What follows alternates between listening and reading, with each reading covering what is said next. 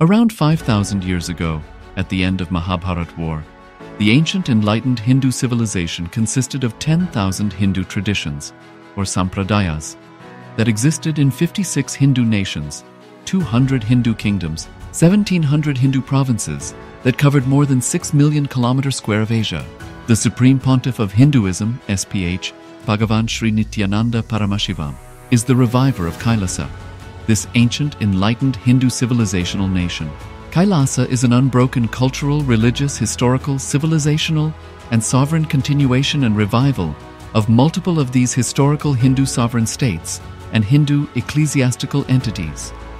The unbroken continuity of these ancient Hindu nations through Kailasa results in the legal recognition of Kailasa as per the international customary law, particularly the Doctrine of Continuity. The international law, the Doctrine of Continuity, implies that upheavals and revolutions within a country, changes in government, territorial adjustments, measures taken during military occupation, or other internal transformations do not negate the existence of the country, do not affect the legal personality and international obligations of the country or state. The Vienna Convention on Succession of States in respect of treaties, 1978, addresses these principles of the Doctrine of Continuity as it outlines international law during situation of state succession or continuation. International law recognizes a state's legal personality by recognizing its identity. This perspective extends even during the period when the given state or country is annexed or occupied by a foreign power.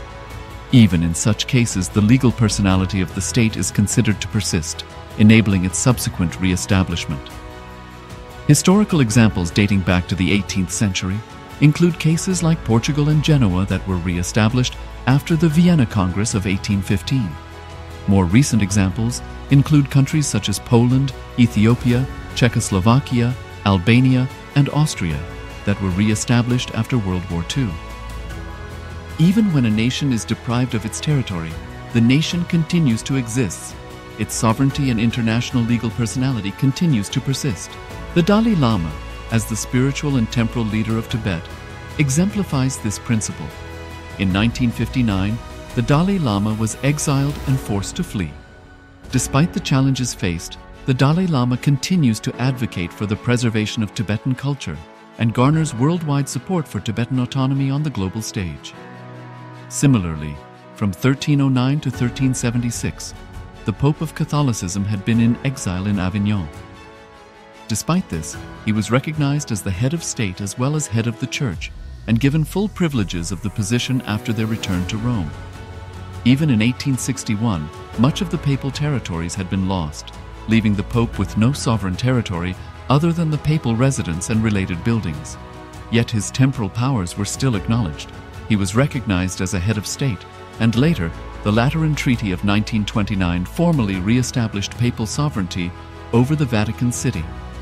The Sovereign Order of Malta further exemplifies this principle, retaining international recognition as a sovereign entity despite the permanent loss of their territory upon Napoleon's invasion in June 1798.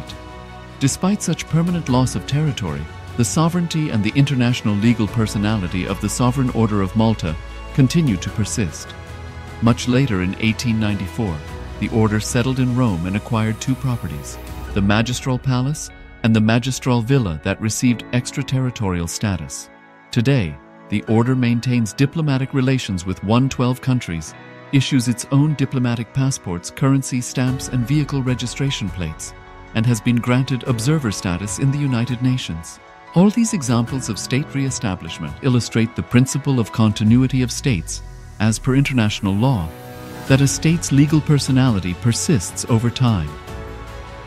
A nation continues to exist even after a complete loss of territory. A far more striking example is of the oceanic countries, which are under the threat of their entire nation being drowned and submerged due to rising sea levels owing to global warming. In response to such existential threat of climate change, Pacific Island nations, including Tuvalu, have enacted constitutional amendments and made international declarations affirming that their nation and their sovereign rights will continue to persist, despite their entire territory being lost to the sea. This proactive stance is highlighted in the Constitution of Tuvalu Act 2023 and the Pacific Islands Forum Declaration of 2021. The Supreme Pontiff of Hinduism, Bhagavan Sri Nityananda Paramashiva, through the line of succession, is the present 203rd Emperor of the Hindu sovereign kingdom of Surangi Samrajya. He was crowned on the 31st of December 2004 at the age of 26.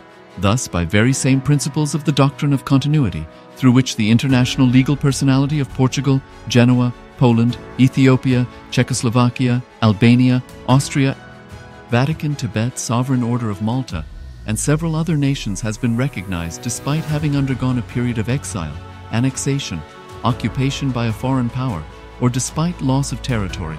The SPH Nityananda Paramashivam, through well-established legal and historical facts about the Hindu sovereign state of the Surangi Samrajyam, derives all sovereign rights and powers of the royal lineage of the Surangi Samrajyam as its 203rd sovereign emperor, from his inheritance and continuation of the unbroken succession of the kingdom of Surya Vamsa Surangi Samrajyam Sarvanapitha.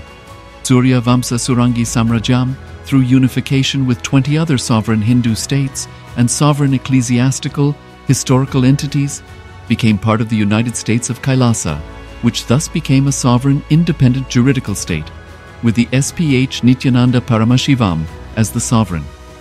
Just as how the oceanic nations like Tuvalu have safeguarded their sovereignty from the existential threat of total submersion by amending their constitution and asserting that their sovereignty will persist regardless of the loss of their territory, Kailasa, which is a sovereign continuation of 21 sovereign Hindu states and sovereign ecclesiastical historical entities, is also reviving and continuing the Kumari Kandam Hindu nations that got submerged. As per the Doctrine of Continuity, these facts imply that the Kailasa's statehood is recognized by international law and manifests as a natural outcome of well-established historical legal facts. Become part of this revival of the Hindu nation. Share your time, talent, and treasure to Kailasa, the world's first nations for Hindus. Sign up as a citizen.